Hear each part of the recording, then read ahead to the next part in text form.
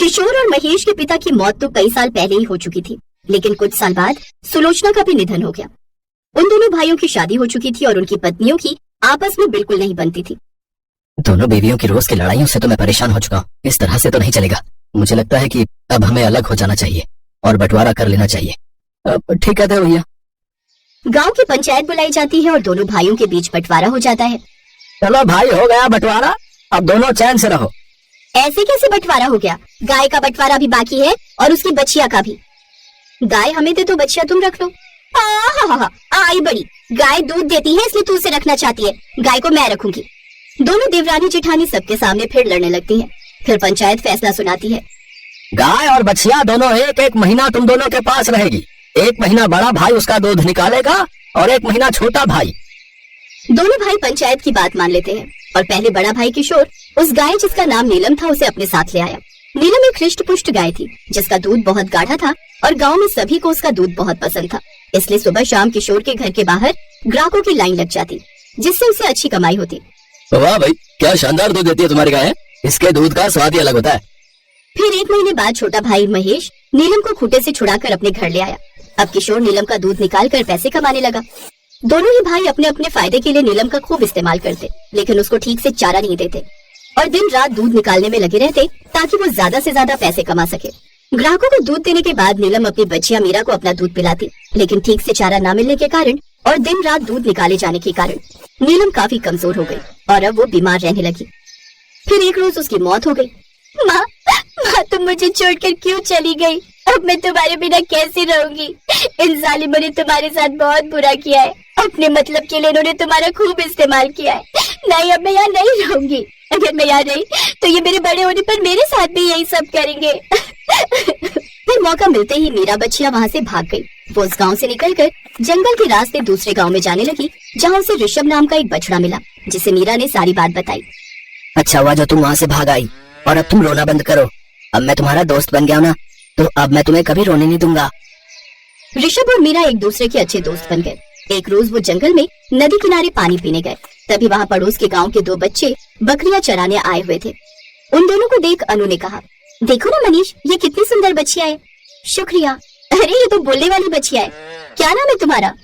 मेरा नाम ऋषभ और इसका नाम मीरा है। हम दोनों दोस्त हैं और हम इसी जंगल में रहते हैं। वाह, ये तो कमाल हो गया। बोलने वाली बच्चियां और बछड़ा तो हम पहली बार देख रहे हैं। तुम दोनों तो बहुत प्यारे हो, लेकिन इस जंगल में तो बहुत से जानवर भी रहते हैं। तुम्हारा यहाँ रहना ठीक नहीं। क्या तुम दोनों हमारे दोस्त बनोगे और हमारे साथ हमारे गाँव चलोगे? हाँ, क्यों नहीं। वो दोनों उन दोनों को अपने साथ अपने गाँव ले आए। कुछ ही दिनों में बोलने वाला बछड़ा और बच्चियां पूरे गांव के चहेते बन गए। गांव वाले उन दोनों को सुबह शाम खाने को देते और भगवान का चमत्कार मानकर उनकी पूजा भी करते। ऐसे ही समय बीता और अब दोनों बड़े हो गए। ऋषभ अब एक खट्टा खट्टा बैल बन चुका था और मीरा एक सुंदर गाय बन चुकी थी। उन दोनों में एक अटूट बंधन बन चुका था। वो दोनों कभी भी एक दूसरे से अलग नहीं होते थे। उनका प्रेम जवानी की दहलीज पर पहुंच चुका था और एक रोज मीरा गर्भवती हो गई। ऋषभ मीरा का खूब ख्याल रखता था। मीरा, अब तुम्हें अपना खूब ख्याल रखना चाहिए। धूप में यहाँ वहाँ नहीं घूमना चाहिए। तुम्हें जिस भी चीज की जरूरत हो मुझसे कहना, मैं ला कर दूंगा। नहीं, तुम अकेले बाहर जाओ और मैं तुम्हारे बिना रहूं। नहीं, ऐसा नहीं हो सकता। तुम जानते हो ना अब मुझे तुम्हारी कितनी आदत हो चुकी है। अब तो मुझे ऐसा लगता है कि कभी हम जिंदगी में अलग भी हुए ना तो मैं तो तुमसे बिछड़ते ही मर जाऊंगी। ऐसी अशुभ बातें मत करो, और हम दोनों कभी जिंदगी में अलग नहीं होंगे। इसी गांव में जगमोहन नाम का एक आदमी अपनी पत्नी ममता और बच्चों के साथ रहता था। मोहन एक शराबी था। ममता जैसे तैसे खेती बाड़ी करके घर चलाती थी। एक रोज, निकल जा तू इस घर से, शर्म नहीं आती? इतनी मेहनत से बच्चों के लिए फीस जमा करके रखी थी, उसे भी तू अपनी शराब के लिए चुरा कर ले गया। जगमोहन बहुत ही निकम्मा और शराबी किस्म का इंसान था, जो हर रोज अपनी पत्नी को सताया करता था। खुद तो वो कोई कामकाज करता नहीं था, ऊपर से जो बीवी कमा कर लाती उसे भी अपनी शराब और जुए में उड़ा देता था। आए दिन उनके घर में झगड़े होते थे। एक रोज ममता ने तंग आकर जगमोहन को अपने घर से निकाल दिया। जगमोहन सारे गांव में भटकता रहा, लेकिन कोई भी उसे अपने घर में जगह नहीं दे रहा था। वो शराब के नशे में झूमते झूमते उस जगह आकर बैठ जाता है जहाँ मीरा और ऋषभ बैठा करते हैं। तभी उसकी नजर मीरा पर जाती है।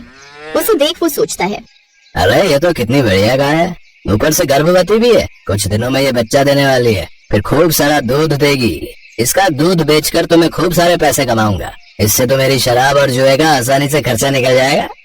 लेकिन गांव के लोग इन दोनों को बड़ा प्यार करते हैं। ये मुझे इसे ऐसे ले जाने नहीं देंगे।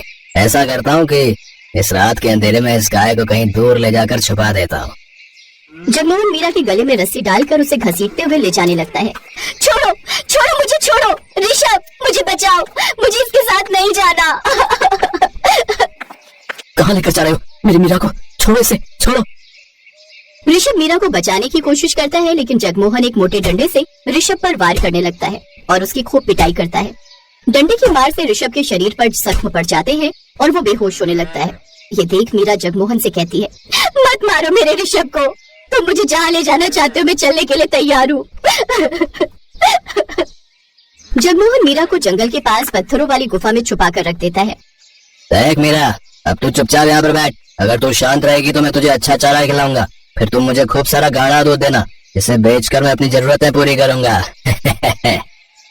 अगली सुबह गांव वालों की नजर लहूलुहान ऋषभ बैल पर जाती है। गांव वाले उसकी मरहम पट्टी करते हैं।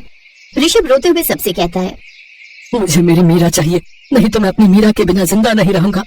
तुम चिंता मत करो ऋषभ, हम तुम्हारी मीरा को जरूर ढूंढ कर ले आएंगे।